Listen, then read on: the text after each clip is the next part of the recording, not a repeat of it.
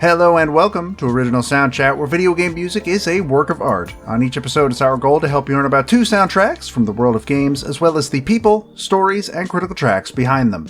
My name is Joe DeVader. And I'm Peter Spezia. We're brought to you by Anonymous Dinosaur and Rhymes with Asia. It's time to appreciate great OSTs and the games that they come from without getting too bogged down in music theory. Up first this week for our two games is 2014's Transistor, Supergiant Games' cyberpunk sophomore outing, featuring a singer who has lost her voice wielding a sword with a consciousness as they fight back against robotic forces. Following that is the funky dance-based sci-fi music game where one groovy reporter must find a way to fight off an alien invasion, 1999's Space Channel 5. What? This show has two hosts? Yeah, I would not blame anybody for not remembering that. For the last month, we've had to do a run of solo episodes because life is life. And, it's good to be back. Happy to be recording with you again, Joe. And we got a heck of an episode to get right back to. I'm very excited for this episode. I think this is going to be fun. We've got two games where the protagonists are women with different shades of red hair. One is red as red can be, one is pink, but you know what? There's still shades of red. But also, to be fair, both pretty connected to music, what with Red being a singer, though granted without her voice in-game, and then Ulala dances. That's her whole thing. She sure does. Before we get to talking about these two games, though, it's been a while for us to catch up with each other. Joe, how are you doing? What are you playing? I am halfway through the last year of Story of Seasons, A Wonderful Life. I am 2 seasons away from dying, so... Very aged. It is really weird because in the save file that I'm playing on, I married the character Lumina, who is, I found out later, the youngest romance option in the game. Every character in the game does age up as the years go by, but most of them only get one age up design, and she gets hers in year 2. So, it shows me, standing next to her and us taking a walk, and I look like I have had the life force sucked out of me, and she still looks like she's 20. Oh. Wow. It is really bizarre. They probably should have given her a third redesign. Seems like a bad idea to have not. But yeah, I've been doing that. I've kind of gotten to the point where money is useless to me because I've bought everything. So there's that as well. And then I also played the first act of Stray Gods. Oh, yeah. Due to a bug that they only fixed a day ago, I went back to continue, and it turns out, no, I didn't. Because it erased my save file. Oh, no. So I haven't gone back yet, but I will be going back, because I do still have to do a review. But I have enjoyed what I've played. It's fine. It seems really neat. I'm interested to give it a try for sure. Looks like Austin Wintory did a podcast episode through the Academy of Interactive Arts and Sciences with Game Maker's Notebook, and he interviewed Laura Bailey. So that seems like a neat thing if you've given Stray Gods a try and want to check out more about that. And I guess they have multiple versions of the soundtrack on Spotify? I haven't noticed them on Spotify, but I know they released 4 versions of the soundtrack, but I've only seen one when I've gone to look for it. I literally checked just now, within the last couple of minutes, Austin Wintory has tweeted, and we still say tweeted, that the red, green, blue OSTs are grayed out. They shouldn't be, but he's dealing with tech support a lot. Okay. There we go. Okay, because the Pantheon version, which I guess is the mix and match, they put one out for all 3 personality types you pick at the beginning of the game, and then also one that just mixes and matches them. The 4th one is what I've been seeing on Spotify and what I've been listening to briefly.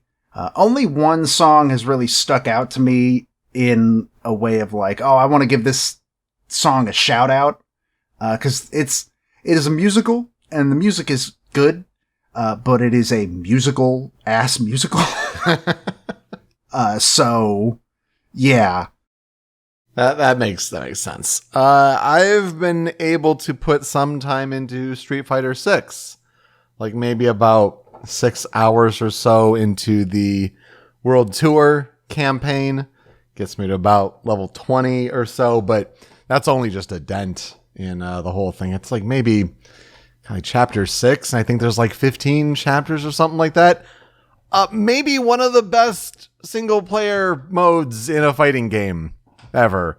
It's really impressively done how they handle it and give it weight and give you the opportunity to try to customize your avatar's fighting style to all of the different fighters in the game, kind of have them as masters and learn their different moves that way. It's a really neat idea. The character creator is way too good for that kind of game, to be honest. But I'm still garbage at traditional fighting games, even with the modern controls, which are Smash-like, to do an up special, a side special, a down special kind of thing, instead of the normal fighting game inputs. It's really good. I'm just really bad at it. So you didn't make like an abomination monstrosity in the character creator? Like I keep seeing? No, it was very tempting, but I didn't. Yeah. Those have been the best thing to come out of that, I think. Just like, my favorite thing actually is they just released that TMNT stuff. Oh, right. Yeah. The people try to just make the turtles. Just started making it themselves. It's so funny. It's so good. It's wonderful. The side-by-sides are precious, for sure. Oh, my goodness. Yeah, so that's about all I've had time for. It's been a busy time, obviously, since we've had solo episodes. But let's get into talking about our first of 2 games on a normal episode this week. Let's talk about Transistor, a game where you always have to Google Transistor game because a transistor is a real scientific thing. But Transistor is the last game that we have to cover on this show that has currently been released by Supergiant Games. And they are the team behind Bastion, who we talked about in episode 3, Pyre, and we talked about that game in episode 65, and then we talked about their most recent title, Hades, in episode 113. But Transistor was the second outing for the team, and it released for PlayStation 4 on May 20th, 2014. So within about 7 months or so, it was definitely a launch window game for PS4. Came to PC the next day. About a year or so later, the game arrived on iOS on June 11th, 2015. And then it finally came to Nintendo Switch on November 1st, 2018. Of course, it was developed by Supergiant Games, but it was also published by Supergiant Games after WB, i.e. published Bastion. Transistor is an isometric 3D action role-playing game that utilizes real-time combat and a frozen turn-based planning mode. The player is armed with a greatsword-like weapon, the titular Transistor, through which various powers called functions are utilized against robotic enemies. The game's 16 functions can be placed in 4 skill slots.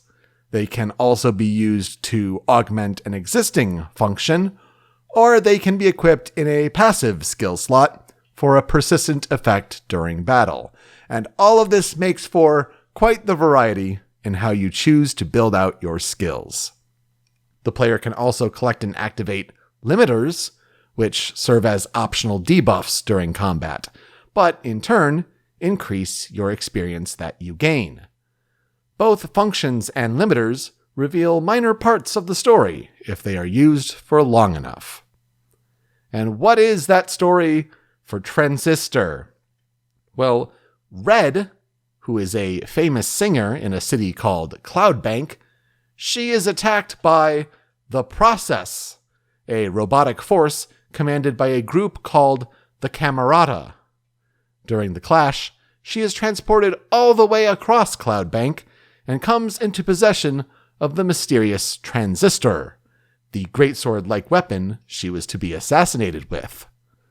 The Transistor is buried into the chest of an as-of-yet unnamed man who seems to be close with Red, but he's now slumped over and dead. However, his consciousness and voice seem to have been absorbed into the Transistor itself, along with Red's voice. The Camerata continues to track Red and the Transistor down with the Process, wanting the weapon for some yet unknown cause. Big questions. What is the intention of the Camerata? Who is the man whose consciousness is within the Transistor? And can Red get her voice back?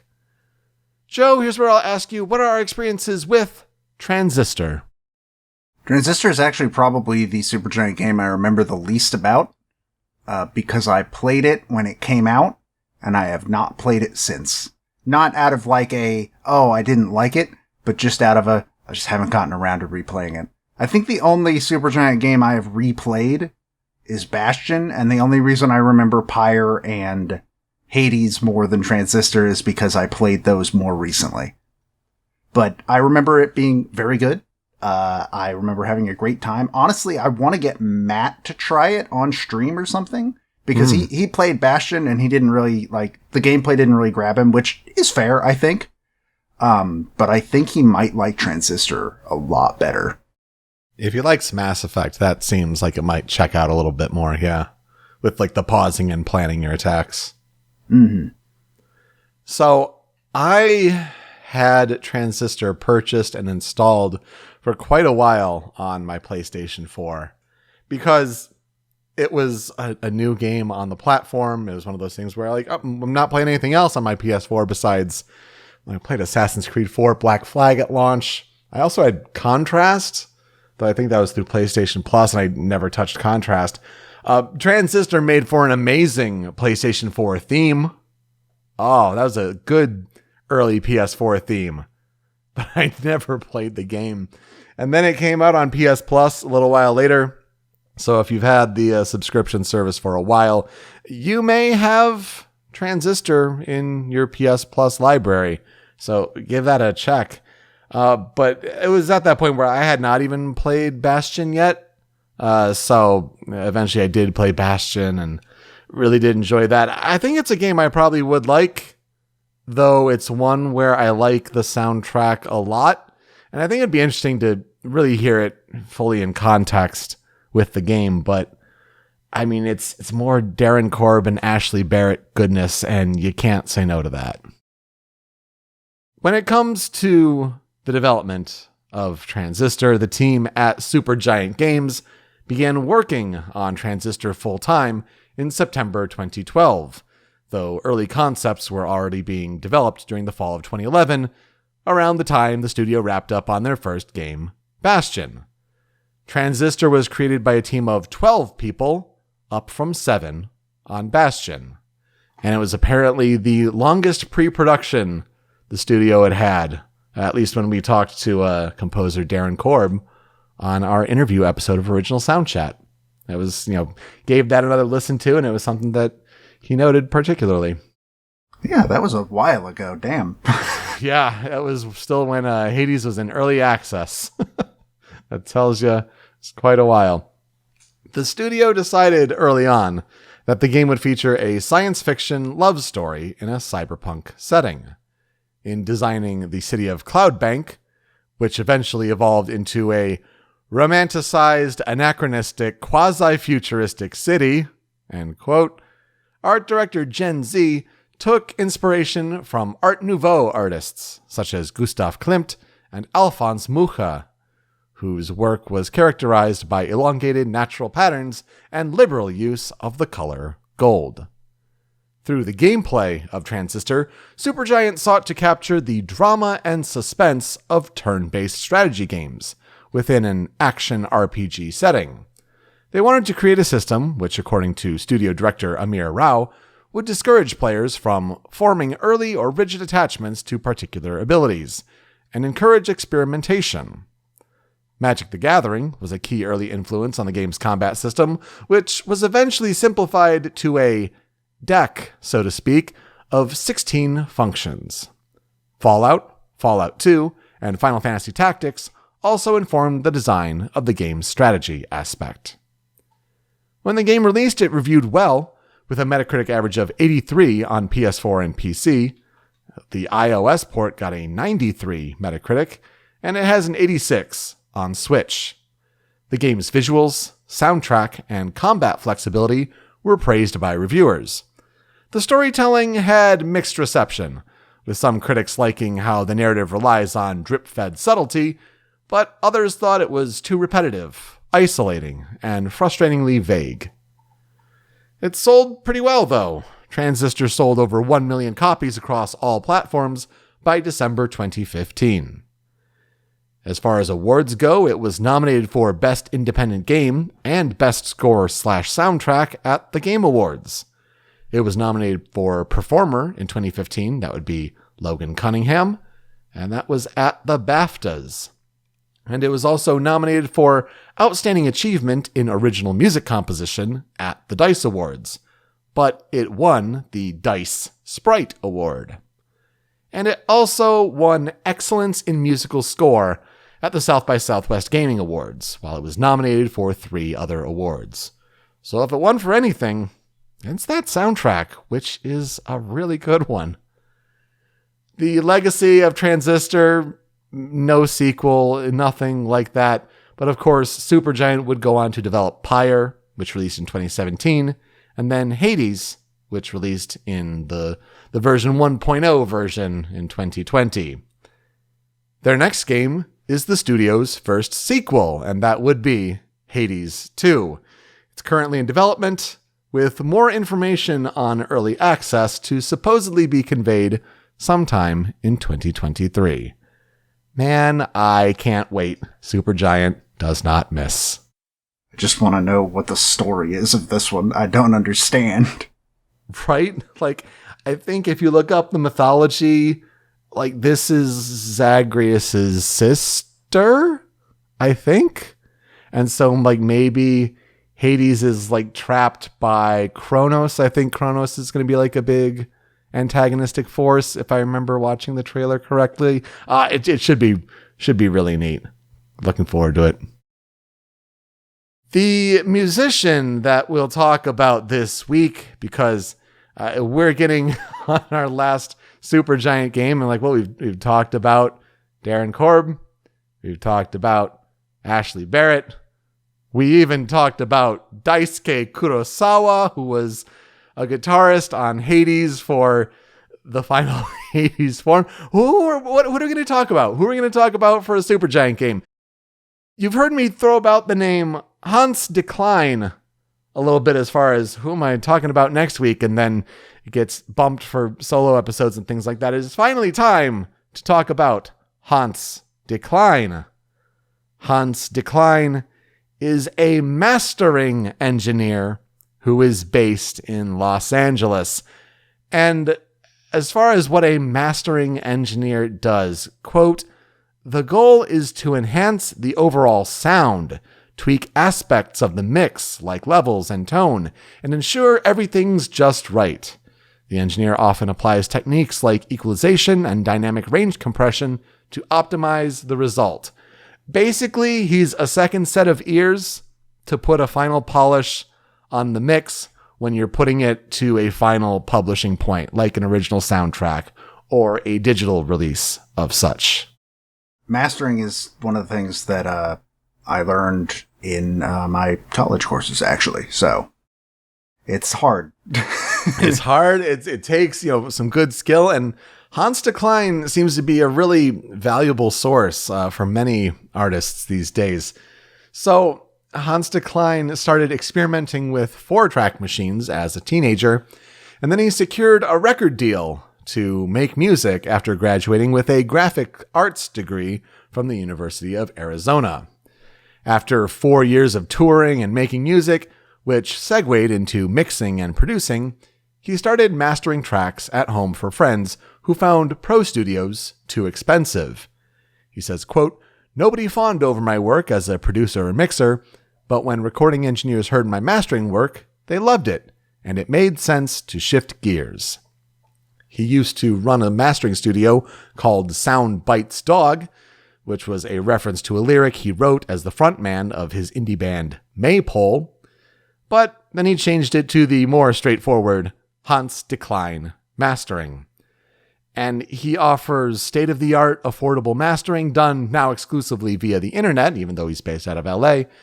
He says every sonic decision is made based on his answer to the question, does it sound good? Is it musical? He's also really big on customer service with his business, where he says, quote, "You have to talk to people and find out what they want. Not what you want to do to their music, but what they want from their music." Hans DeKline is a Grammy Award-winning mastering engineer. He won a Grammy Award for his work on Lisa Loeb's Feel What You Feel album, which won in 2018 for Best Children's Album. And it looks like he used to be on Twitter at Hans DeKline, HansDekline, but he is also on Instagram at that same handle. According to Hans DeKline's website, when it comes to his discography, quote, "Since 2005, he has mastered thousands of songs and albums by artists such as U2, Pixies, Touche Amore, Me Without You, Burna Boy, Veruca Salt, Lisa Loeb, Mark Isham, James Fernley, The Pogues, Letters to Cleo, Umi, or UMI, Candiria, Richie Ramone, Matt Nathanson, Twista, Jessica Hoop, DJ AM, Papa M, Jamila Woods, Skating Polly, Gary Jules, Ninja Sex Party, Tim Finn, Ben Lee, JMSN, The Growlers, Aaron Allen Kane, The Von Bondies, Party Shank, John LaJoy, Matthew Ryan, The Romantics, Steve Aoki, Pace One, and you! Hearing all of those listed back to back feels like, you know how in parodies of mob movies everybody has these stupid nicknames and you're introducing everybody at the get together. That's what it feels like. I don't know why, especially when you get to stuff like Twista and Jessica Hoop and Papa M. It's nothing against the names, but when they're all said together like that, that's all that came to mind. Very mob nicknamey. Though one name that may have stood out is one Ninja Sex Party. And going through the whole discography, it seems like there is certainly a connection with one Dan Avidan, who his group Skyhill from the late 2000s started to have Hans DeKline master his albums there. And then this would carry over to Ninja Sex Party, starting with their Attitude City album, but then their earlier albums they did remasters, which Hans DeKline mastered for, and then of course going into Starbomb with Aaron Hansen of their Game Grumps pairing. As far as Hans DeKline's video game music work, it seems like Darren Korb has tapped him for a couple albums with the Transistor and Hades original soundtracks, but that seems to be about it on the video game front. For Transistor's soundtrack, of course, the music is composed by Darren Korb, with vocals by Ashley Barrett, continuing their partnership that worked so well in Bastion. And even when we talked to Darren Korb in our interview episode, we kind of said, was it the partnership with Ashley that worked so well, or was it always the plan from the get-go for Red to be a singer? The whole point is there are many more songs where Ashley Barrett performs on vocals in Transistor. And yeah, that's a narrative reason, certainly, but it wasn't just, we liked the partnership so much. And it was one of those, it's a bit of both. Can't really remember if, one necessitated the other, but it certainly is something to point out compared to, the key moments in the Bastion soundtrack and the game as a whole. Overall, the team at Supergiant was very aware of the idea of the sophomore slump. The whole idea that Darren Korb said was, you have your whole life to write your first album, but only a year to write the second. And so how do you get over that hump? Korb even said that the first few songs that he wrote for the Transistor project ended up sounding pretty similar to what he had already done for Bastion.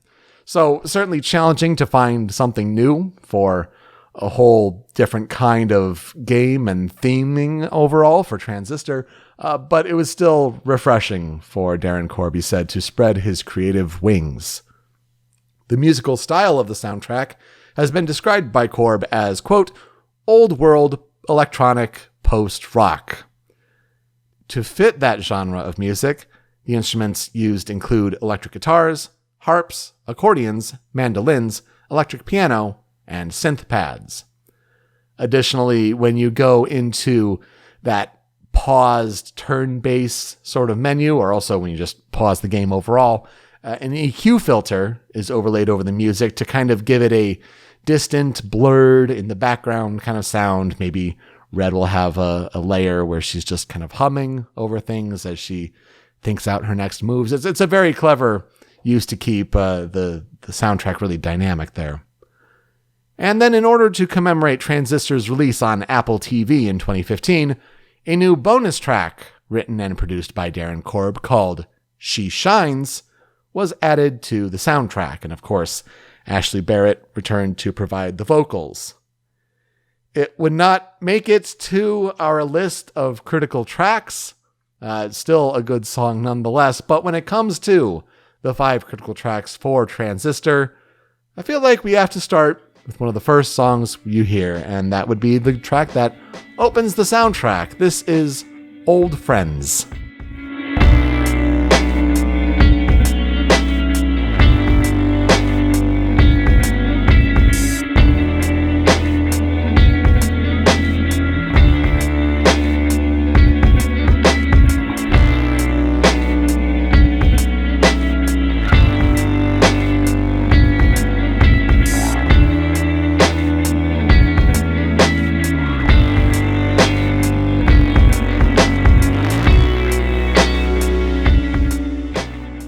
Before the clip kicks in, just a great way of layering in the different instruments, starting with that electric guitar and the reverb that's put on it. It just sounds so good.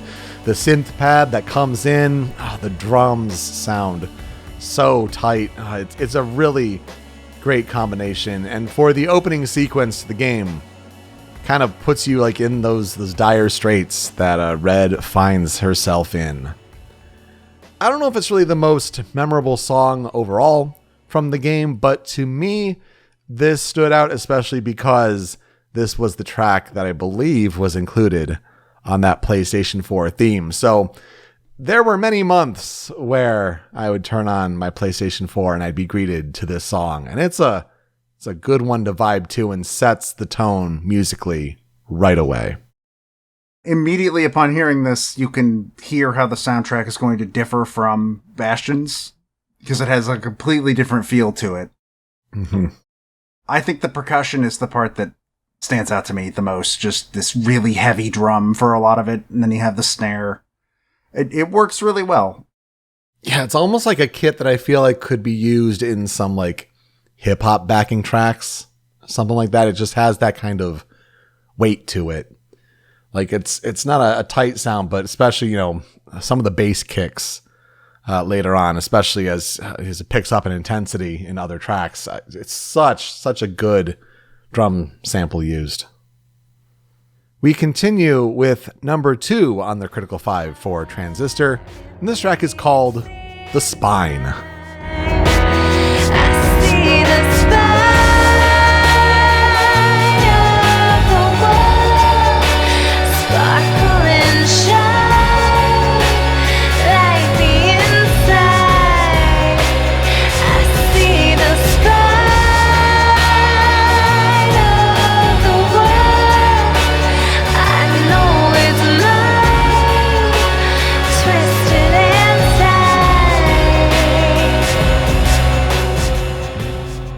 If I remember correctly, the spine is a pretty important place in the story.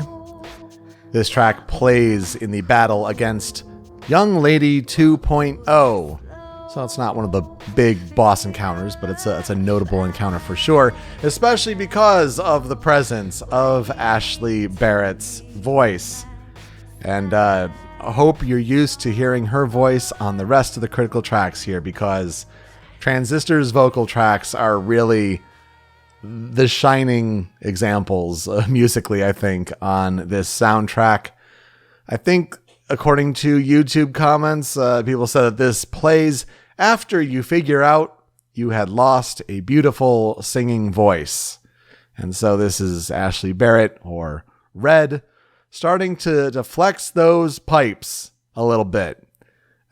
She will do so more, I think, a little bit later on the soundtrack, but for an early vocal song in the game, gives you a good sense of the highlights musically to come.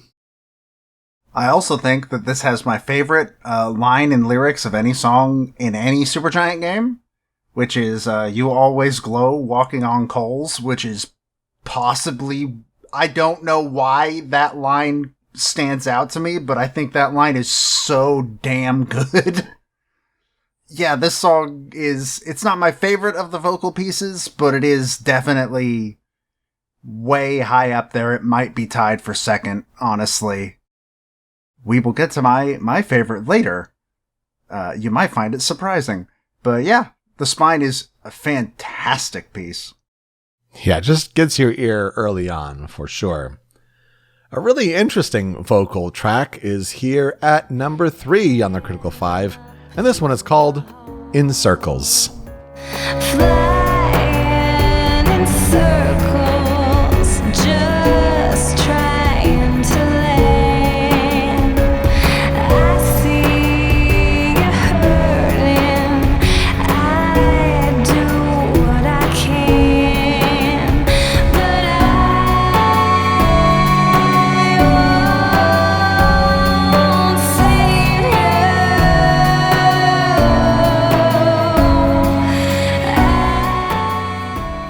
This plays during one of the game's big boss battles, and it's a battle against Sybil.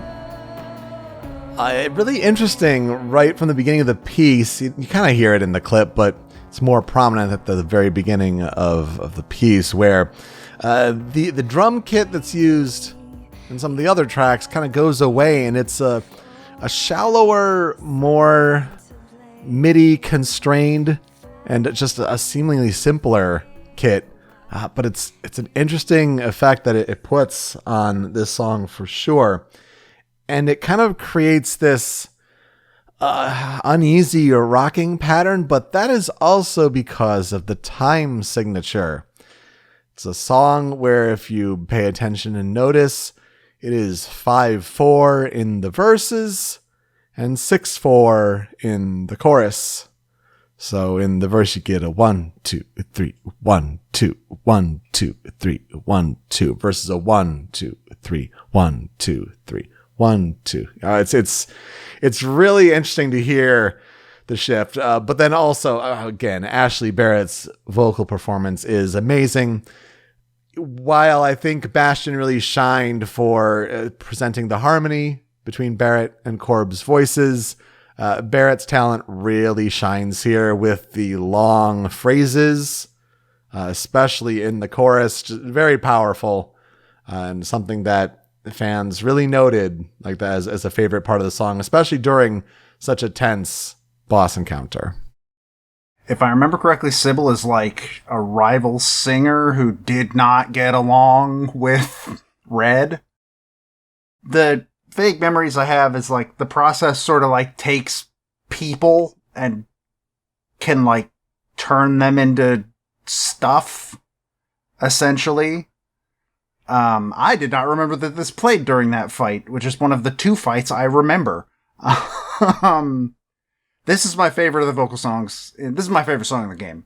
I love this song a lot. Sadly, it is not really one that gets performed very often. I don't think they performed it at the anniversary concert that I attended at PAX. There's a different one, i.e. the next one, that is always the one that gets performed. But I like this one a whole hell of a lot. It is such a good goddamn song. And I really, really like the lyrics in this song. It's just a great example of Darren Korb's lyrical writing ability. Yeah, an amazing songwriter for sure. I think this one is my number 2 favorite, but my favorite is the next one. You're right. It is the one. It comes in at number 4 here on the Critical 5 Tracks for Transistor. It is, of course, We All Become. Stabbing pain for the feeling. Now your wounds never healing till you know it's begun. Before we all become one. We all become one. I mean, it's the song. It was going to be here. It plays in a cutscene where we supposedly learn that this song is Red's hit song, and it was considered subversive in the virtual city of Cloudbank. The song was also used heavily in the game's marketing, prominently shown in trailers. It is the one song, and obviously, yeah, if they're going to play a song from Transistor, or at least one, this will definitely be one of them when they talk about the music of Supergiant games, especially when the 10-year anniversary came and passed. My favorite, for sure, the song that I certainly associated with the game while buying it, and also just, again, great to hear Ashley Barrett's vocal performance, really belting out the powerful note there, especially as you hear in the clip. And then to come back for the bridge to have it be really, really timid and then bring back the power. Oh, man, this song is so good. It's a little more straightforward with the 4/4, but yeah, my favorite, I think, for sure. And speaking of lyrics, yeah, the clip has my favorite lyrics in the song. It starts with them, which is another really, really damn good line. Man, I have a lot of those, in this game. Yeah, I think this was the first song we ever heard from the game, because it was in the marketing. I have a vague memory of the original reveal trailer, of just Red on her bike. But that's all I remember. But yeah, I've heard this song a million times because it is the one. It was played at the anniversary concert. That was a fantastic performance. This song rules. It's very, very good. We'll wrap things up with, again, yet another vocal track. And if you know Transistor, you probably know where this is going. Number 5 here on the Critical 5 Tracks. This is Paper Boats.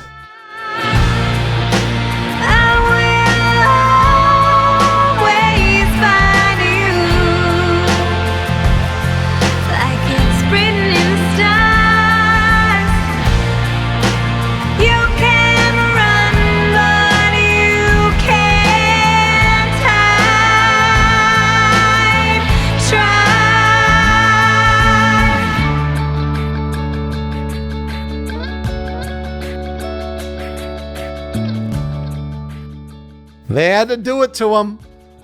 They had to put another duet in there with Ashley Barrett and Darren Korb. Of course, the harmonies are on point, and of course, representing the end of the narrative, because Paper Boats is the credits song, especially with what happens at the end of the game. I feel like this is probably the other one that might get represented from the game if I had to guess, just because of the narrative theming and the harmonies at play. But yeah, after Bastion, you can't go another game and not give them those sweet, sweet harmonies. So well done to Darren and Ashley. This might have been performed at the anniversary concert. I feel like The Spine is the one I hear more often when it comes to that. Hold on, I'm gonna check. Yeah, they did play Paper Boats and The Spine. And In Circles. I don't remember that, actually. Oh, man, maybe you just blacked out for that of happiness. Alrighty. Yeah, this song is beautiful. I have had a realization recently, though, that... Because I tend to, like... When I'm not around people at work, I will sing the music I'm listening to, because... Why not? I can. You and me both, yeah. The lyrics of this song, without the context of the narrative... kind of sound like the song is being sung to a non-consenting party. Yeah. That is not the case in the context. I promise. Both sides want that.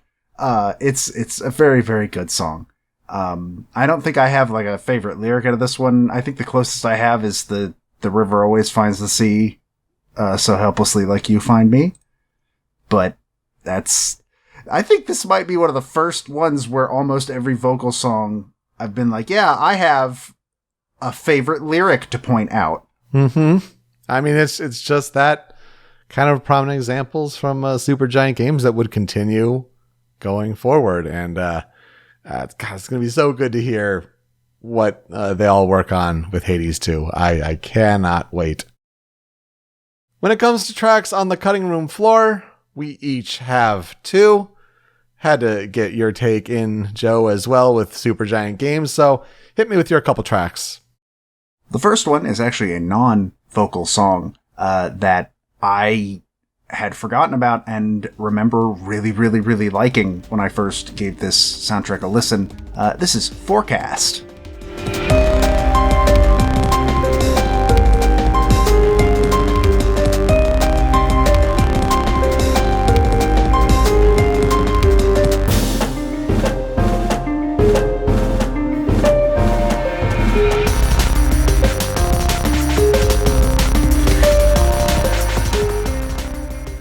This song apparently plays in only a few specific encounters within the game. There's apparently a moment where the transistor says back, back, back, back because a Jerk 2.0 mech has just appeared in the door you were trying to leave. I love the energy of this song. It is my second favorite of the fight songs, the other one being the one in your cutting room floor selection. But this song has such a rad energy to it. And it gets kind of repetitive later on, but I think it works with the repetitiveness, like building layers and stuff. It's just, this song is awesome, and it's kind of hype, and I really like it. You think Darren Korb listened to some Yoko Shimomura? Maybe. I could hear that maybe a little bit. This has, like, Kingdom Hearts vibes all over it with his transistor instrumentation, and I am here for it. It sounds fantastic, but... especially that the piano, the electric piano kind of melody going, the harp-like instrument, but it might as well be a Shimomura piano, let's be honest. And following that is the last of the vocal tracks, basically. My other track on the cutting room floor is Signals. And we are sending smoke signals, keep pretending we're one. Take up. I don't know where this song plays. Apparently you were not able to find out either. But from what the best information we have is that it is a bonus track in the music player, which is kind of a shame because I really, really like this song.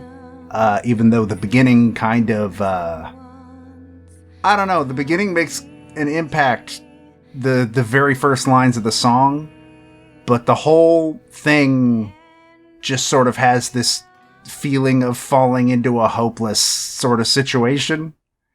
And I think the song does a very, very good job of bringing that across. And this is one that I think back to quite often for basically that that reason. I think this is a very, very good song. Yeah, we'll get to more about the music player and all that in a little bit. But it almost makes me wonder if this was like a beta track for something like the credits, if it had more of like a despondent ending. Because I could get like a, credits kind of vibes, but yeah, certainly a more hopeless kind of sense there. But it's neat to put another vocal track hidden away either in the music player or on the soundtrack for you to listen to. But it's just more Ashley Barrett goodness, but couldn't justify putting it in the Critical 5. My cutting room floor tracks. Let's start with another. Well, actually, I have two non-vocal tracks, but this one ties into the music player. This one is called Coasting.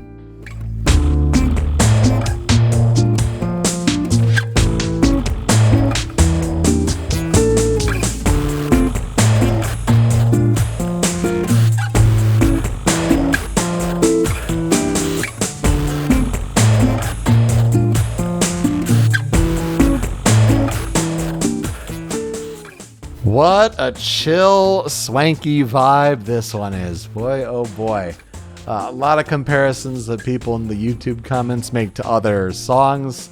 For example, people said that this is Transistor's In Case of Trouble, pointing back to that Bastion track. Some people think to pop songs like The Girl from Ipanema. There's just something to this, and it plays in the Sandbox, which is an area that's like off the beaten path. It's a side area with challenge activities and branches for you to try to improve your skills there, but also just other random relaxing activities. You can kick a ball around, you can lie in a hammock, and also access a sound test music player, kind of like you can in Hades as well with Orpheus's jukebox, but there's a music player where you can just play different tracks. And this one just has a really relaxing vibe that you can just chill to for minutes, hours, you name it. I remember the existence of the Sandbox. I think it's an area you can access through multiple different doors throughout the game. It's kind of just a break area, all things considered, I think. It's alright, well, the game's been, pretty intense from here. Let's stop for a second. And this song does a very good job at bringing that sort of vibe across. The other track on the cutting room floor is a big boss encounter. One could even say it's the final boss encounter. My other track on the cutting room floor is called Impossible.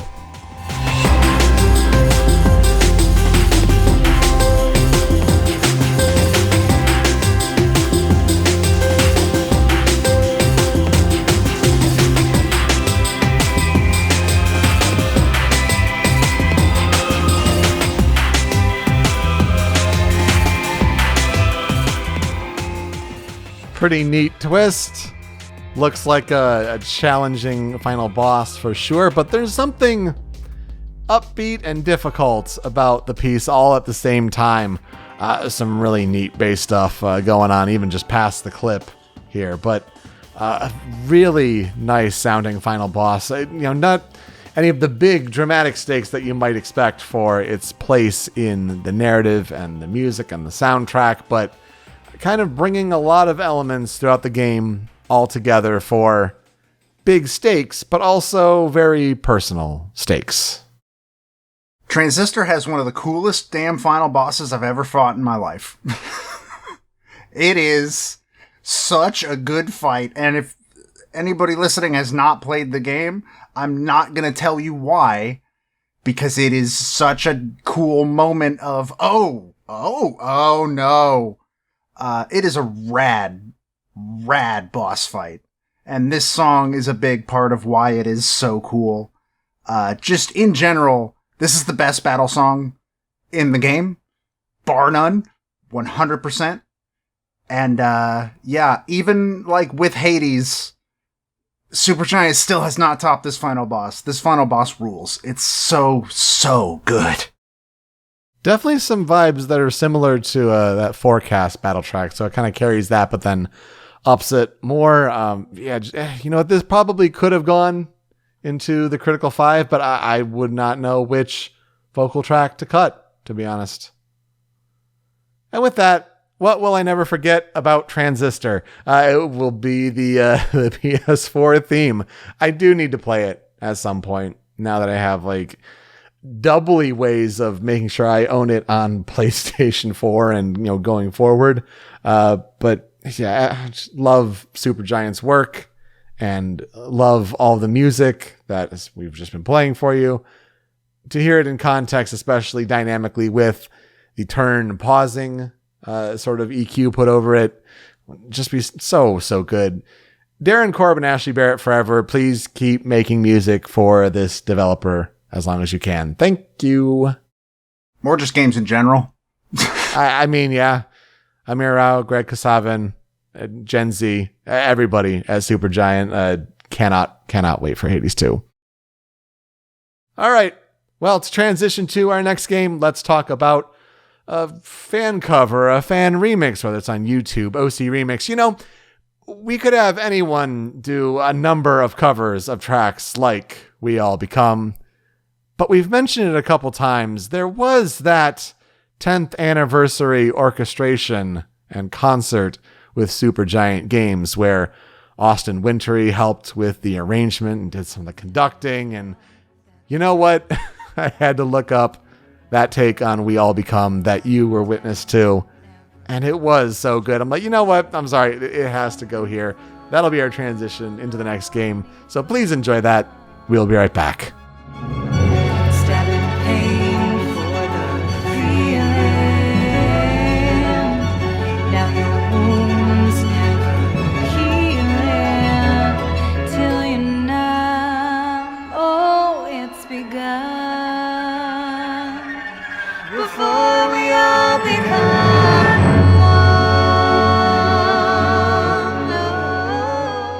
Alrighty, hey, did you like that sort of like energetic battle tense themed soundtrack? Well, it's over now, and we're gonna talk about literally the most opposite we could, being big band groovy jazz. We're gonna talk about Space Channel 5. So why am I talking about Space Channel 5 this week of all weeks? It's a bit of a walk to get there. Bear with me. Here we go. There's a game that comes out this Friday called Bomb Rush Cyberfunk. Oh, yep, of course. Yeah, there you go. And it is essentially being billed as the spiritual successor to Jet Set Radio. But we have already talked about Jet Set Radio and its sequel, Jet Set Radio Future. So my next logical choice was, well, what's another Dreamcast game that we could go and talk about? And the first one that came to mind was Space Channel 5, a game I have never played, but I know about, and I also put it on my Steam Deck in order to play it before we did this episode, and then never had a chance to do so. Sick. Despite the fact that it is apparently only like an hour long. In fact, we're not just talking about Space Channel 5, we're actually going to talk about Space Channel 5 and the sequel Space Channel 5 Part 2. And the reason for that we'll get to in a second. So, Space Channel 5, the original, released for the Sega Dreamcast on December 16th, 1999 in Japan. North America would receive it on June 4th, 2000, and then on October 6th, 2000, it would release in Europe. The sequel, Space Channel 5 Part 2, released for the Dreamcast on Valentine's Day 2002 in Japan, but this version never left Japan. Instead, the way that North America would get Space Channel 5 Part 2 is both the original and the sequel would be packaged together and released together as Space Channel 5 Special Edition for the PlayStation 2 in 2003. This was when Sega was noping out of the console market and giving up because the Dreamcast was a failure. There was also a GBA port that same year, because of course there was. If you grew up before the age of the GBA, what you need to understand is that back then the GBA made a lot of money, and so If your game existed, it was also coming out on the GBA, regardless of whether or not that was going to work or not.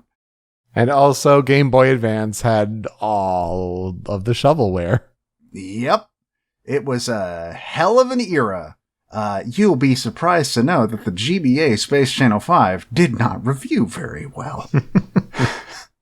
It was developed and published by Sega.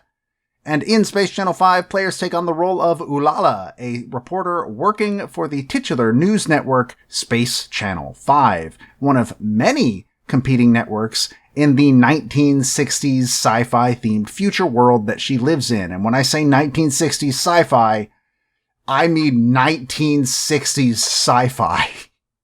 Just looking at Ulala's costume is enough to be like, oh yeah, that aesthetic. So the story of Space Channel 5 is that when the Earth is invaded by an alien race known as the Morolians, Ulala begins reporting on the invasion while simultaneously fighting it off herself. Not only that, she must also fight off rival reporters from other networks that are trying to beat her to the scoop. How do you fight off this invasion? Obviously, you do it by dancing. Of course.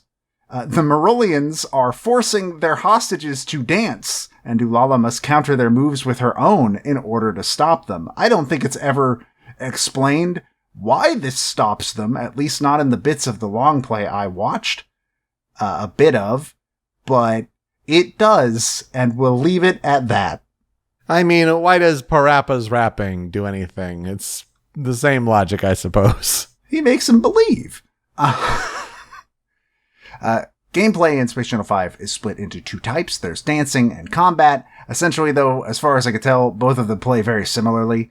Dancing takes the form of a rhythm game, a Simon Says style rhythm game, where Ulala must mimic her opponent's movements using the D-pad or the X button when the opponent says chew, which is the Japanese onomatopoeia for a kiss.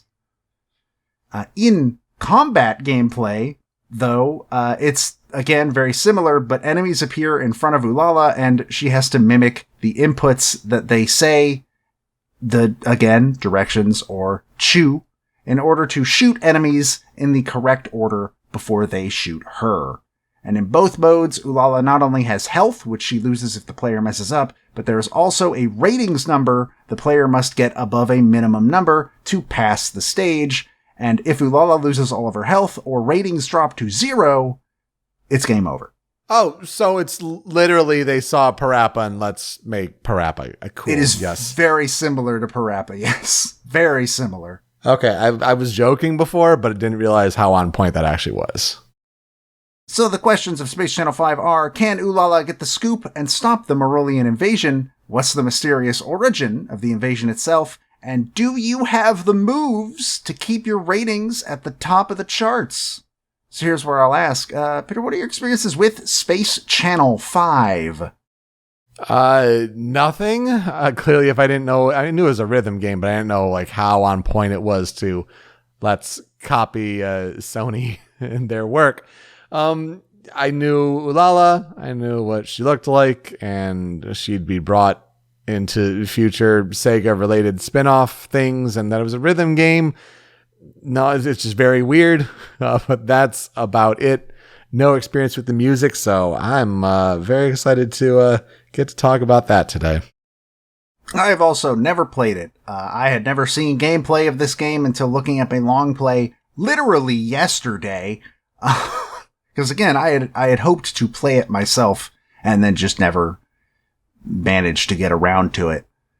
I also knew Ulala, and that's where my knowledge of Space Channel 5 ended. And then I went and listened to the version of the soundtrack that is available on Spotify, which is the 20th anniversary album, which includes music from all 3 games, which, if you're wondering, 3? We'll get to that. This was a really hard one to make the Critical 5 out of, because there are a lot of bangers on this soundtrack, I'm not gonna lie. But then I learned that some of them came from that 3rd game, and we're not talking about that 3rd game as a focus, so those obviously got shuffled off.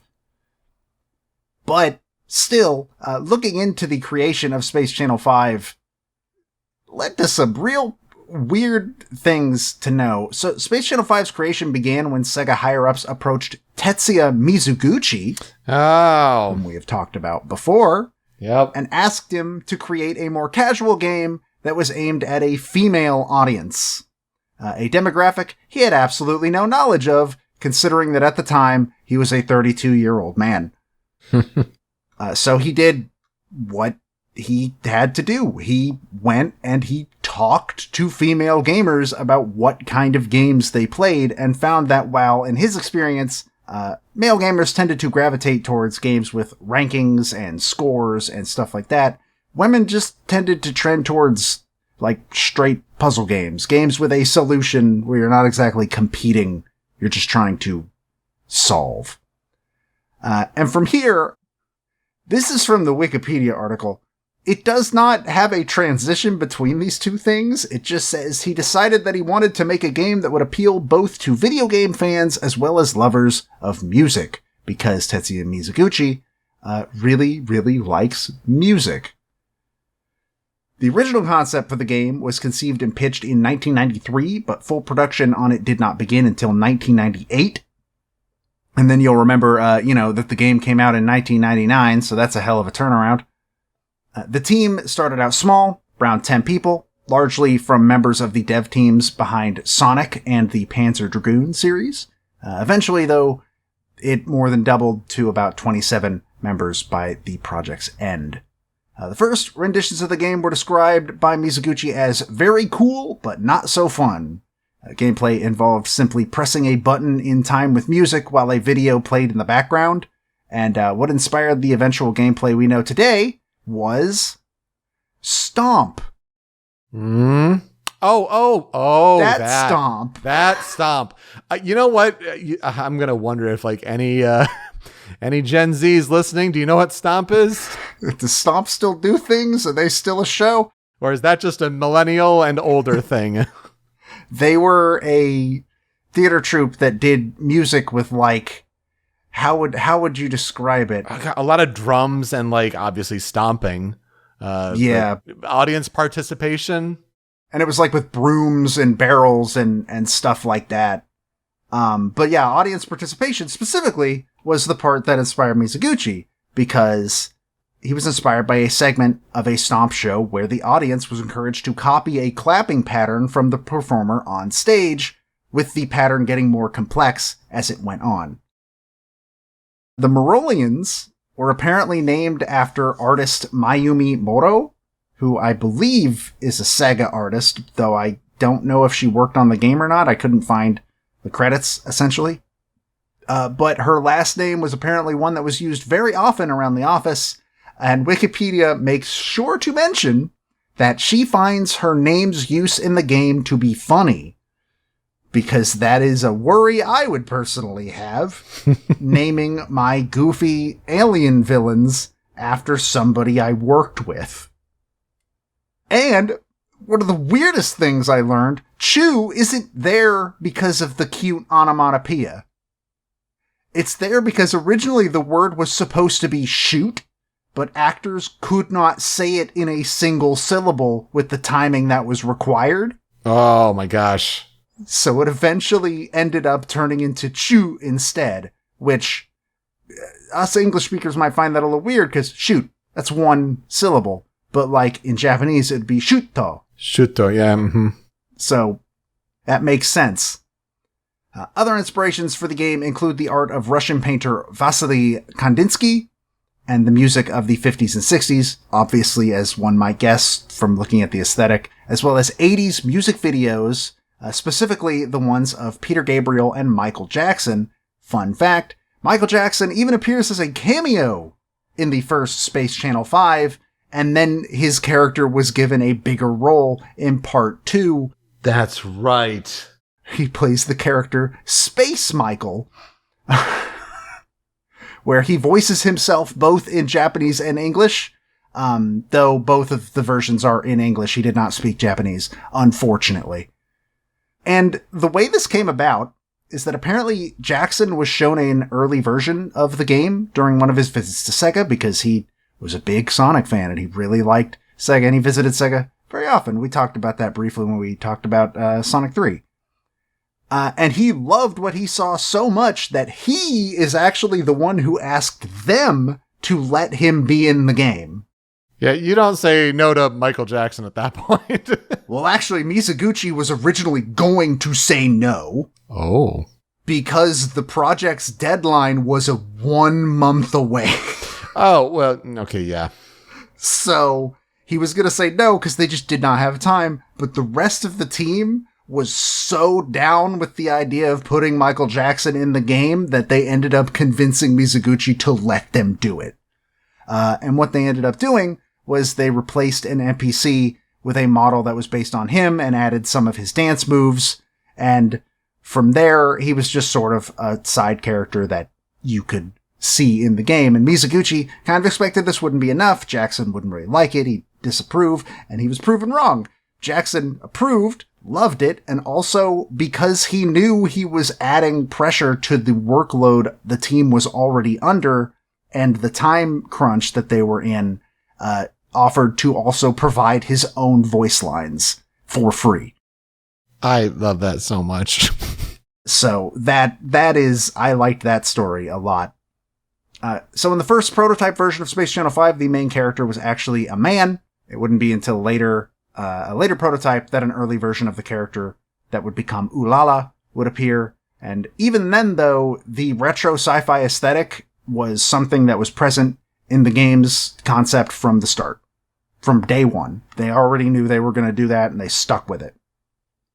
Though, supposedly, according to Mizuguchi, Ulala's design was meant to appeal both to male gamers who prioritized looks and female gamers who prioritized personality. I don't know what that means, but sure. The male and female gaze. Though one interesting thing I did learn is that the reason her outfit is orange is a reference to the Dreamcast logo. Oh, I guess. I've always thought of it as like a red, but reddish orange, sure, okay. And as they wanted full control over the game's vocal performances and character portrayals, and they knew that as the game went on in production, they were going to need to make last-minute changes, they decided that characters in both games are almost entirely just voiced in Japanese by members of the development team, including Ulala, who was voiced by assistant producer Mineko Okamura. Meanwhile, in English, Ulala is voiced by a television personality by the name of Apollo Smile, who is not somebody I was familiar with before doing this research. The original game reviewed pretty well upon release. The two main criticisms were its short length. Again, it's about an hour long. How Long to Beat puts it at an hour and a half. And the fact that Ulala's movements are slightly delayed compared to inputs and vocalizations. And I didn't 100% understand what that meant until I saw a gameplay video, and it is literally, you hit up, and immediately the game registers that you hit up, and Ulala says up, and then a half second later does the motion of up. Lag, baby. And by the time she's gotten halfway through that motion, you're already doing the next input. It's really off-putting, actually.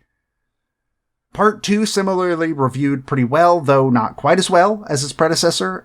Praise was given to its addition of some instrument-based battles with characters like Ulala's rival reporter, Pudding. I want a rival named Pudding. I didn't find a lot of information about the awards that it was nominated for. Wikipedia says it was nominated for several awards at the Japanese Game Awards, and then does not specify which ones. So there's that. But also, the first game was nominated for Best Audio at the 2002 BAFTAs, which it lost to Luigi's Mansion, which I find kind of funny, honestly. Damn that Nintendo always getting in Ulala's way. Nowadays, if you want to play Space Channel 5, Part 2 is currently available to purchase on Steam. It was released on PC, PS3, and Xbox 360 in 2011 as part of a Dreamcast collection, which if I remember correctly, was also Crazy Taxi, Sega Bass Fishing, and maybe Sonic Adventure, but Sonic Adventure might have just been a separate thing. That sounds right. Or maybe it was Jet Set Radio in there. Yeah, something like that, yeah. Maybe. I don't remember. But you might be asking yourself, wait, only part 2? Where's the first game? Good question. The original game was not included, and it has actually never been re-released in any way, shape, or form. No idea why. Can't find a reason. But part 2 is the only version you can go buy and play right now. Ulala herself has appeared in various Sega crossover games, including the Sonic All-Stars Racing games and Sega Superstars Tennis. Her rival reporter, Pudding, also appears in All-Stars Racing Transformed. Yeah, Pudding. So there you go, if you want to play as Pudding. Meanwhile, Space Channel 5 is not technically a dead franchise anymore, because in 2020, the series made a comeback with the release of Space Channel 5 VR, Kinda Funky News Flash, though it was released to average reviews and heavily criticized for its price-to-content ratio. Now, you know me, I'm not really one that subscribes to the idea that, like, the price-to-content ratio is really that important, but one of the reviews that Wikipedia quoted, like, mentioned it as one of the worst, like, exchanges in that regard they had ever seen. And so I went to look it up on Steam, like, how much is it? It's $25 on Steam, which, like, the game's about half an hour long, apparently. And that's not great, but $25 isn't that much. So I thought about it, I was like, it can't have costed that much at launch if this was the reaction to the price. And I was right, because when I went and looked at another review, it was $40 when it came out. Oh, man, I was almost wondering if they were going to be even bolder and ask for 50. Like, for a game that you could finish in a lunch break and still have lunch break after that, $40. Even I think that is egregious. Sure.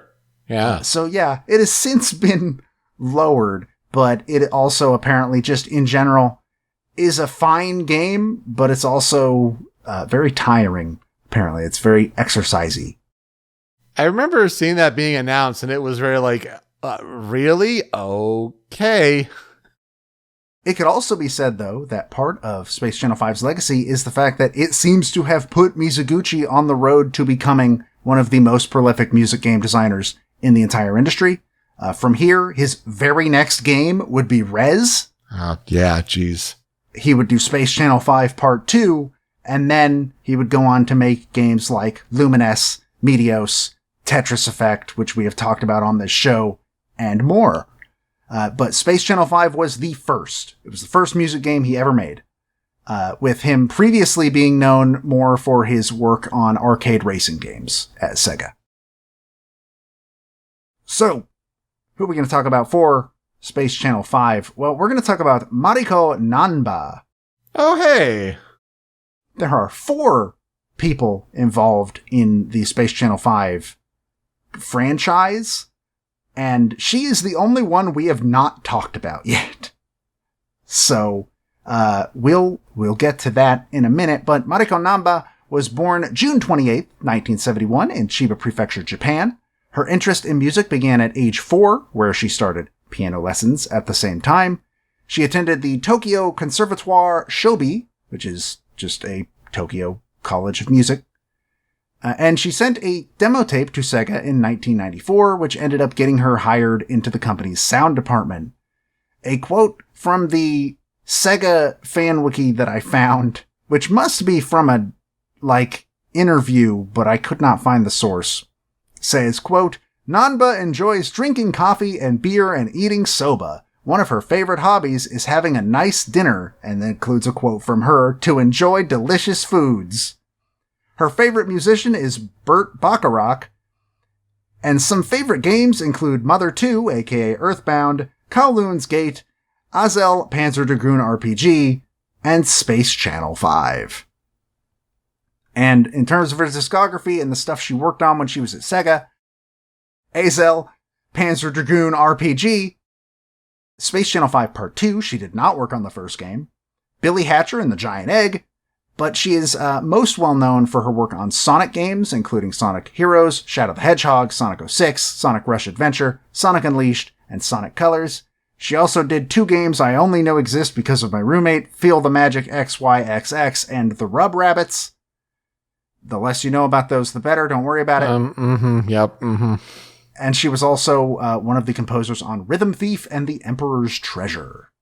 We've definitely name-dropped her on the Sonic 06 and Colors episode, and even just recently Unleashed. So yeah, it's good to finally bring her to the show. Yeah. So the first game's soundtrack was actually composed by Naofumi Hataya, who we talked about on episode 178 for his work on the Japanese soundtrack of Sonic CD, and Kenichi Tokoi, whom we talked about in 137 for his work on Sonic Colors. Part 2's soundtrack saw both of them return, but now with the addition of Tomoya Otani, who we talked about in episode 76 for his work on Sonic 06, and Mariko Nanba.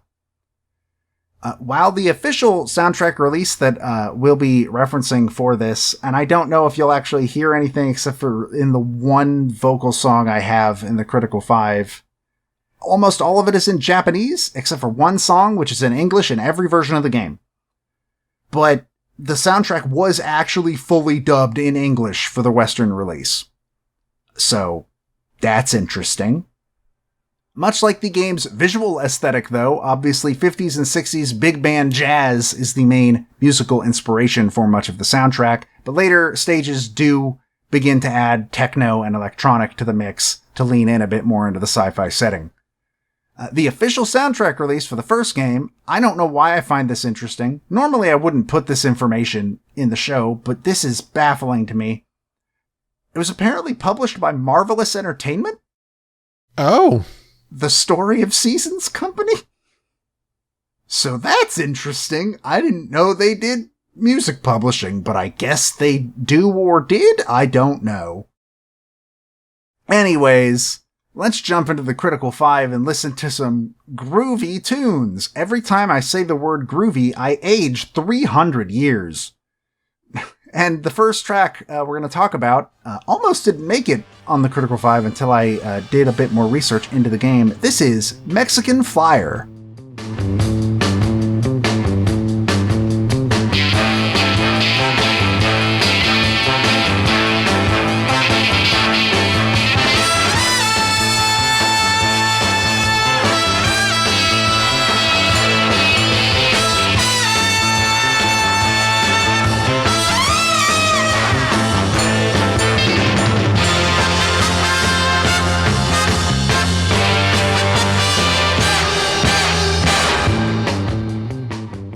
This song serves as the main theme of Space Channel 5. It is actually present in both games.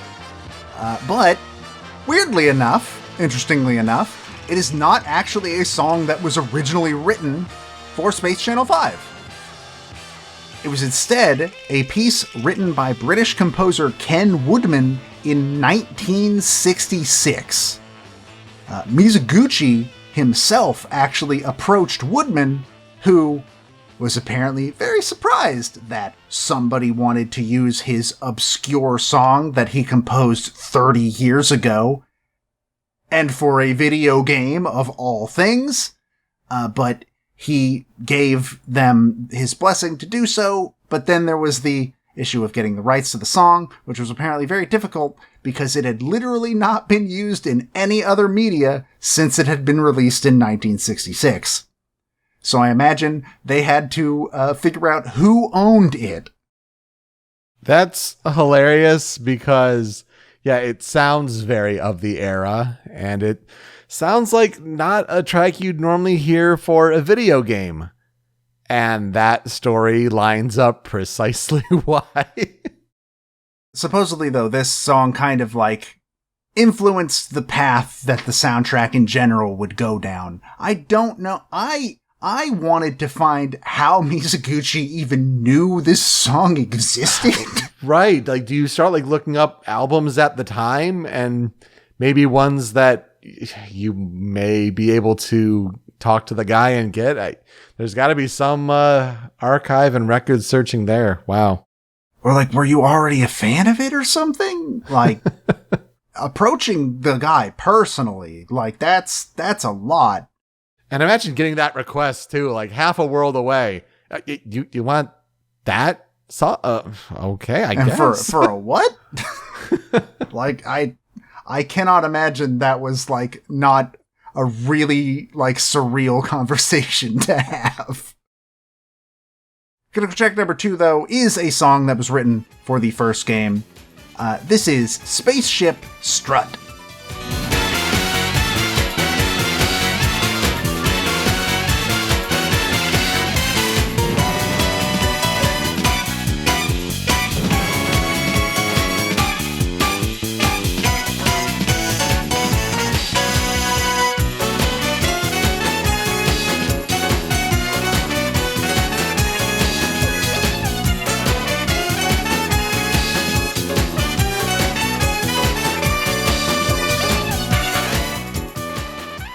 The song was composed by Kenichi Tokoi, and I don't know where it plays. I'm going to be real, I don't know where most of these songs play.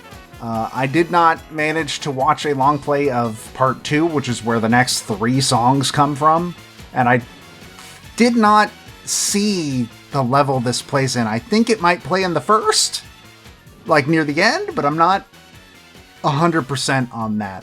But it's on here because this song is awesome and is also like, again, you can hear the idea that the last track influenced the direction that the rest of the soundtrack would go on because it has roughly the same kind of feel. It doesn't sound as old, but I think it really, really does fit that whole idea and the big band like vibe to it.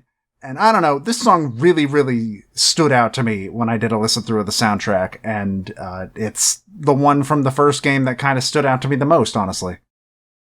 I know the Sega Dreamcast is a bit ahead of its time, releasing before PlayStation 2 and that whole generation of games overall, but you compare the audio quality to other MIDIs at the time, Nintendo 64, PlayStation, games like that, and it just sounds miles above it. Yeah, definitely tapping into that big band sound, but it's so good. I agree. A lot of people definitely in comments like oh, this is the best song, or like it's one of the top bangers from the first Space Channel 5 game. And yeah, I can hear why. A lot going on here, and it sounds just so good and ahead of its time. Streaming music, baby. Able to stream from a disc. You gotta love it. Following that, like I said, next 3 tracks are actually from Space Channel 5 Part 2. The first one being Space Police in the Sky.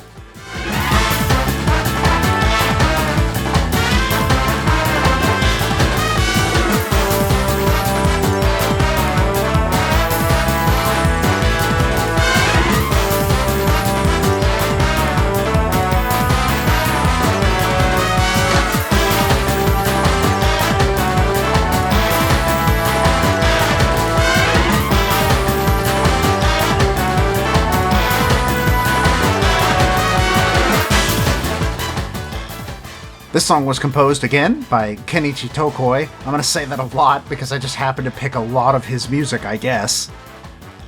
The only thing that I got from this song, in looking it up on YouTube, first of all, the name that I'm using in the episode is what it's called on that 20th anniversary soundtrack release, because that's the most official one that I have access to, essentially.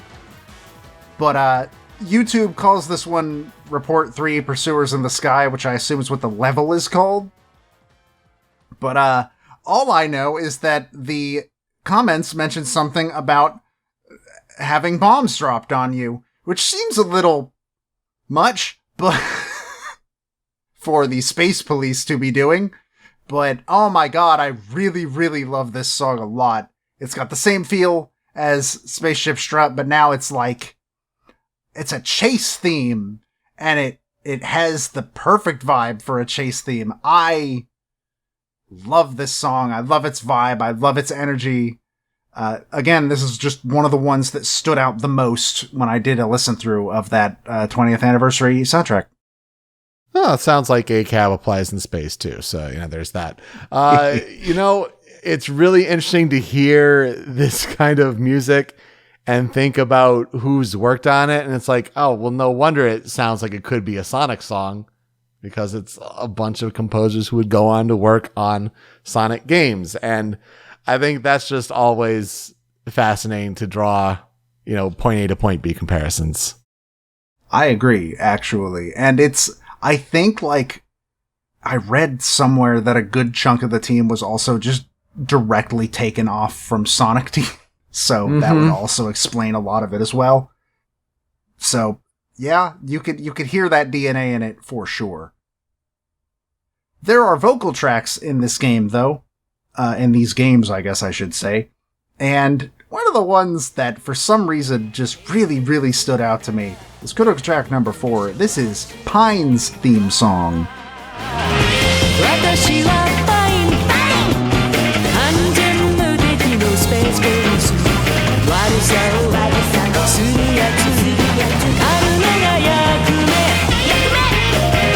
果てしないアクション今夜もどこかでジェイソン・チェイス無縁を燃やしてそれが私なの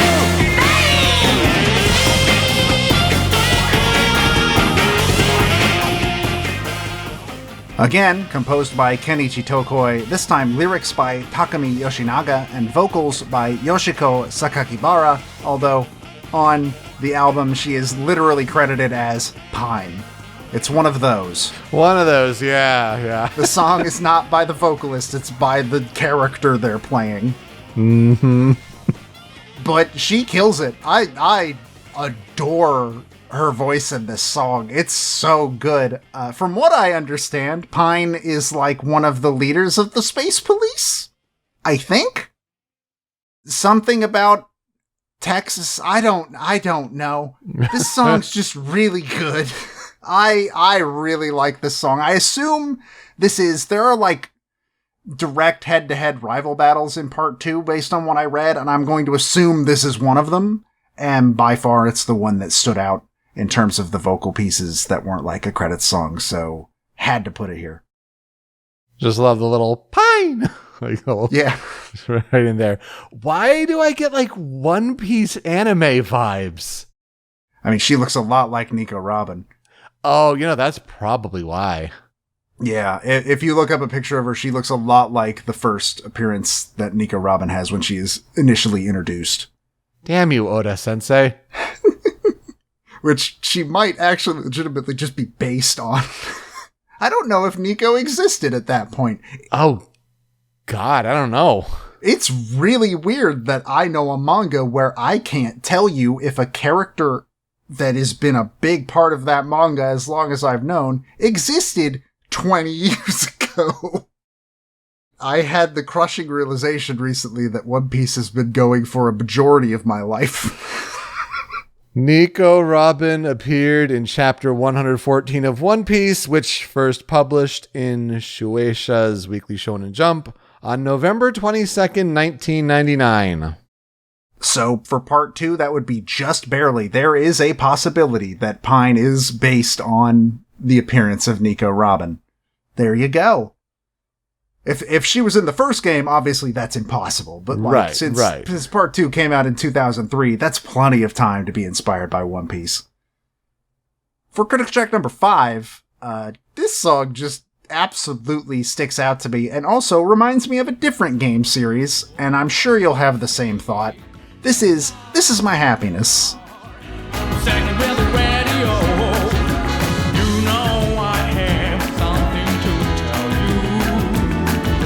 And we share so many memories we do share. We can talk through the night on the romance rise and high. My sweet home, it is a place of love. You so never can.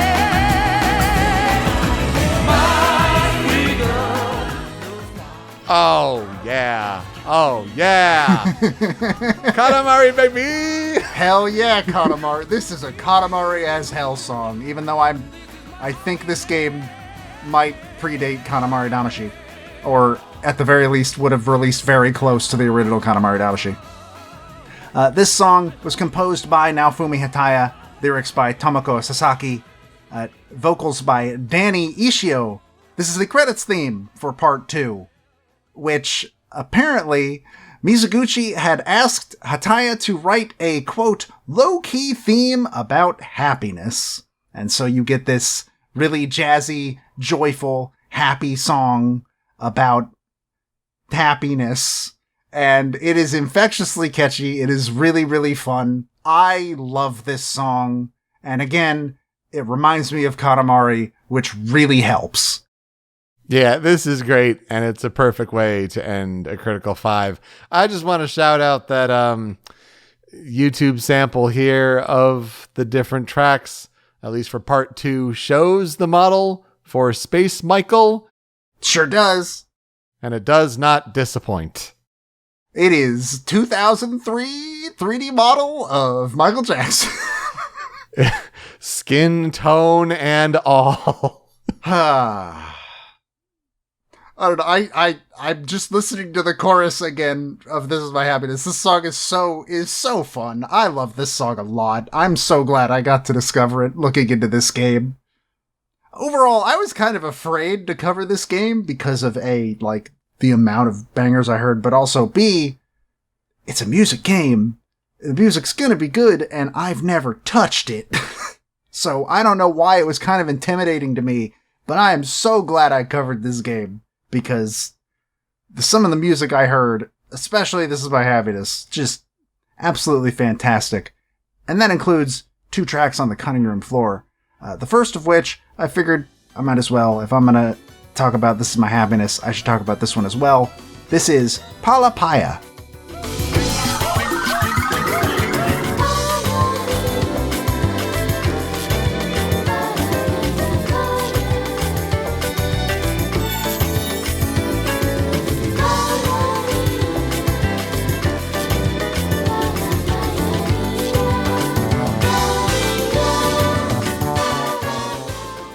Much like This Is My Happiness is the credits song for Part 2, Palapaya is the credits song for Part 1, the first game. It was composed by Naofumi Hataya, and the vocals were apparently just recorded by the staff of Sega's music label Wavemaster, of which both Hataya and Tokoi were members.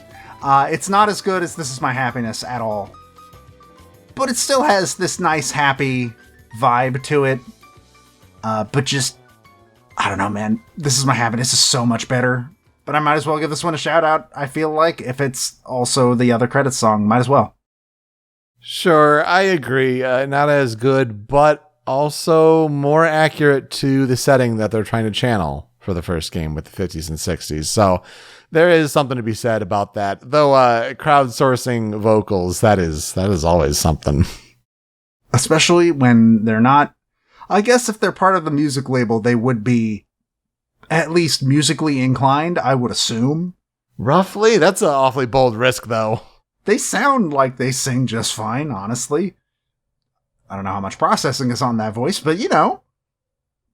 The other track I have on the cutting room floor, which I don't know why I was brought to this, but it's just kind of fun. This is Go, Go, Cheerleader!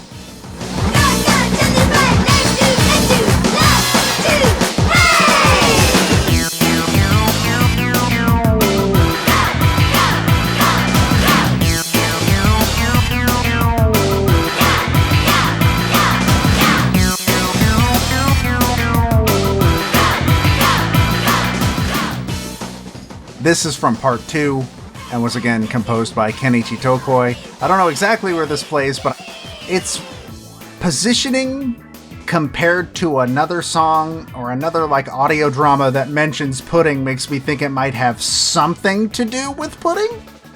Maybe. That is all I'm going off of. This song is so much fun. You can especially hear the clip. I tried to grab a section that has the cheerleader aspect to it, and I think this works very well. I don't know. I love it. It's a lot of fun. It is very catchy for sure. Comments would suggest that it got brought forward into games like Rhythm Thief and Samba de Amigo. So there's also that. Huh. I mean, I guess that would make sense. I could hear this working very well in a rhythm game. Not gonna lie. I don't remember hearing it in Rhythm Thief, but I also played Rhythm Thief a really long time ago, and it was probably a bonus stage or something. Yeah, I should clarify, supposedly the Samba de Amigo Party Central, the Switch game. I guess if there's any song to live on, I don't know if I'd pick this one, but yeah, it goes well for a rhythm game, I guess. I wonder if there are any other Space Channel 5 songs in that game. I'd have to look up the track list to that game. I think we were offered like a review code and nobody was interested. Cause I'm not gonna lie, it doesn't look great, but maybe I should see if we still have that code. So what will I never forget about Space Channel 5? I don't have a lot that I can forget, because again, I haven't played it. I kind of still want to play it. It kind of sounds like it is gonna be like a very aged rhythm game, considering it is coming out it came out at a time when like rhythm games were still sort of in their infancy. But I don't know, this soundtrack is a lot of fun. Like a lot of fun. And I'm really glad I got to like learn more about it, and also just some of the stories that came out of the learning about the development. I'm really, really happy that I covered this game, because I discovered a lot of stuff that I think this might be among one of my favorite like games to have covered on the show, if that makes sense. Yeah, you did a great job. This is a lot of fun and I really appreciate it. Thank you. I agree, though. I think the soundtracks are exceedingly different from each other. The moody, jazzy vibes of Transistor, and then like the peppiness of 50s, 60s big band. Wow. For Transistor and Space Channel 5. Good episode this week to finally get back to the show and how it is with two hosts. That will do it for us this week. You can find me on Twitter at Pete Speakeasy. Joe is over at String Pixel. The video version of the show is on the Rhymes with Asia YouTube channel, but it's an MP3 podcast version that you want. And that's hosted by Anonymous Dinosaur at anondino.squarespace.com. That's where Joe's other podcast, Smasher Pieces, is hosted. Just put up their Metroid Zero Mission episode. I'm going to be working on 1,000 Year Door next. That should take you to the end of the year, right? That's what we're assuming, yeah. Yeah. Should be fun there. And you can also, of course, find not only Smasher Pieces, but original Soundchat on that website as well, but also on podcast services around the globe, wherever you get your feeds, on Apple Podcasts, Google Podcasts, even on Spotify, where we not only have a feed of podcast episodes, but we also have a video game music playlist. If we talk about a game music track on the show and it's on Spotify, gets added to this big, huge monster playlist. Joe, what's being added this week? Both of these are on Spotify. Space Channel 5 in the specific form of its 20th anniversary Gyun Gyun collection. I don't know what Gyun Gyun means, but that's what's in the title. All right. And when you're done listening, you can find the show on social media at Soundchat OST. Give some feedback for us. How are we doing with the episodes? What did we miss on our Critical 5? What games should we cover in the future? Give us some suggestions there. All right, Joe, who are we talking about next week? I'm going to be talking about David Fenn.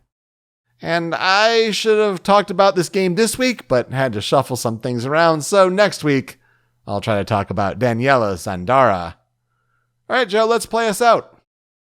So, actually surprisingly difficult to find a fan cover, a remix of this game, considering how like damn good the soundtrack is, but I guess it is. I don't know if I would call Space Channel 5 a cult classic. Sure. But it is definitely like its fan base is definitely one it got retroactively, as far as I can tell.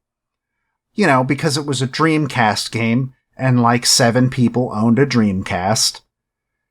But I was able to find a remix of Mexican Flyer, which was listed as being from Space Channel 5 specifically. I think a lot of Space Channel 5 fans might just assume that song was made for the game, which, I mean, why wouldn't you? I did, until I researched the stuff.